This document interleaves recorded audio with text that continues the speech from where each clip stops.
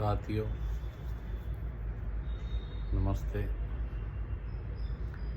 आज हम श्री कृष्ण भगवान के जीवन के बारे में कुछ बताएंगे।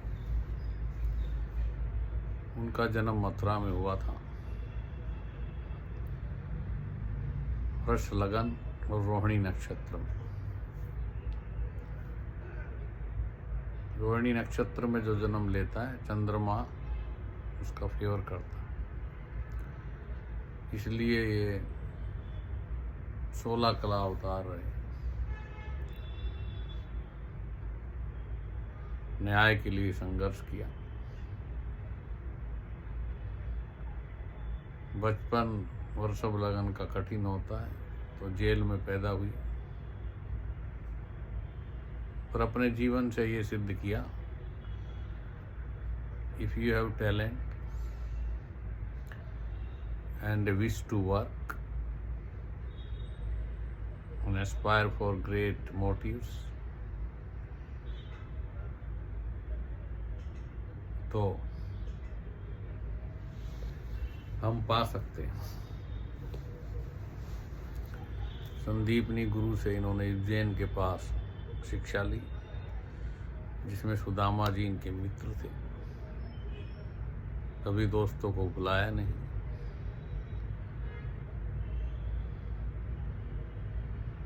रातों रात अपने दोस्त को इन्होंने अमीर कर दिया, जबकि उन्होंने बोला भी नहीं। दोस्तों के दोस्त थे। पांडवों का पक्ष लिया क्योंकि वो न्याय पे थे।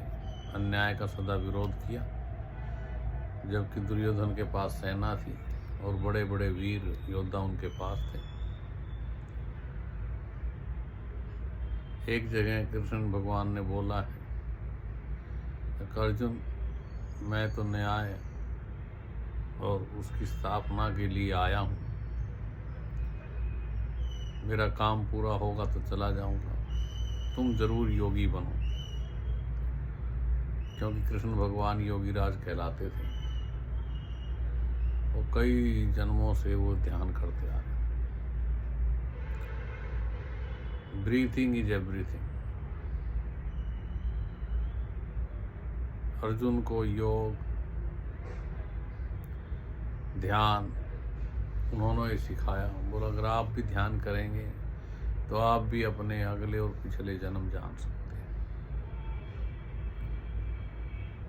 अर्जुन को बहुत बाद में पता लगा कि मेरे वो मामा के लड़के सामान्य भाई नहीं है, बहुत ही सिद्ध पुरुष और बड़े मकसद के लिए इन्होंने जन्म लिया है।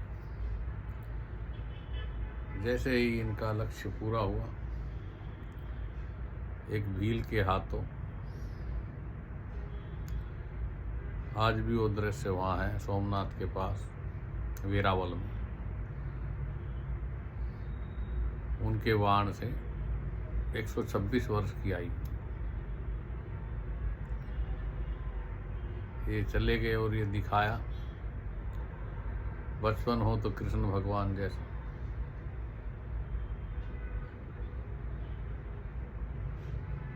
हम वृंदावन जाते हैं तो कालिया नाग उन्होंने बचपन में ही, क्योंकि वो तो एक अवतार पुरुष थे।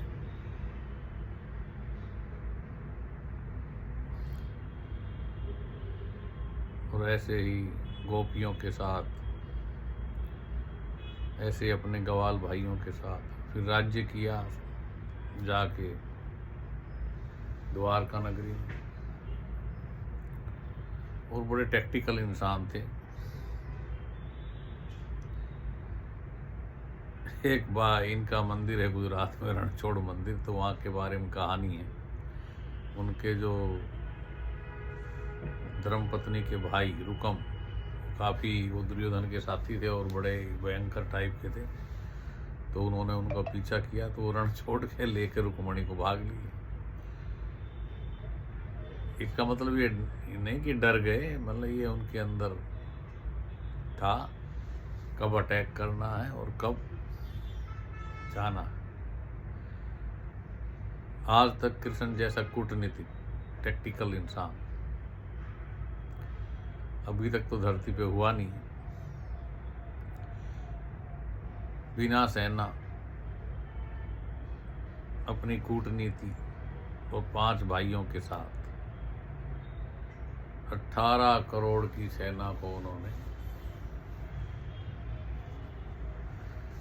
हरा दिया और विजय श्री पांडवों को दिलाई।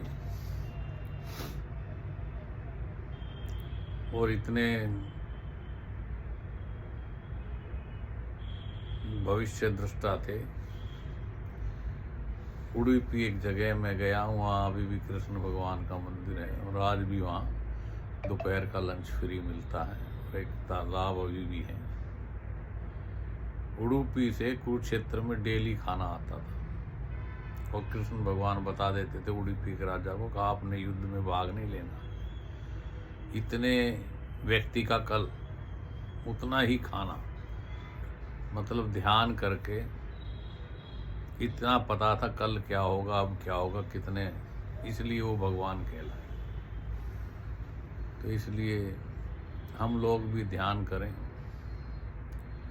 ऐसे हथेली को clasp your finger, close your eyes and look our breath.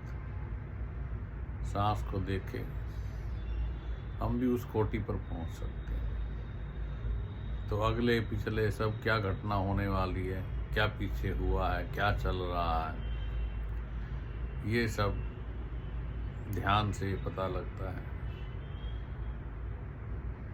आज जो बहुत समस्या फैल गई है,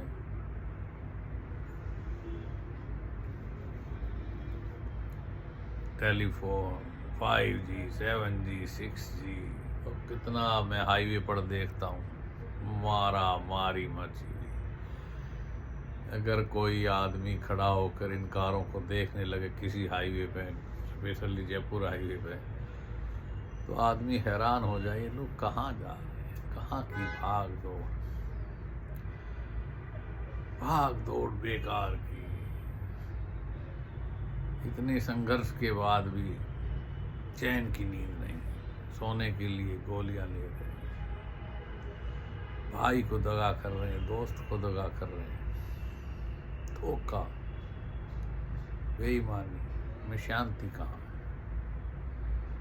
फिर शराब पीते हैं, गोली खाते हैं। शराब तो एक टेम्परेरी, अपने को बुलाने का मंत्र है। ध्यान अगर हम करें तो हारमोनी हमारे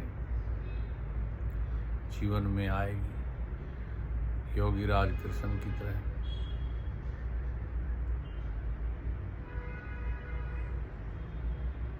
आदि योगी शिव जी की तरह हमें भी शालीनता, हारमोनी, बैलेंस, सुख, खुशी,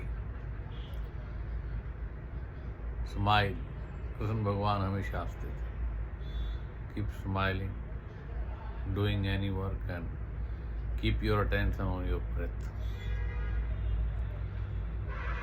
तो अगले भाग में फिर श्री कृष्ण भगवान के बारे में बताएंगे। आज इन्हीं शब्दों के साथ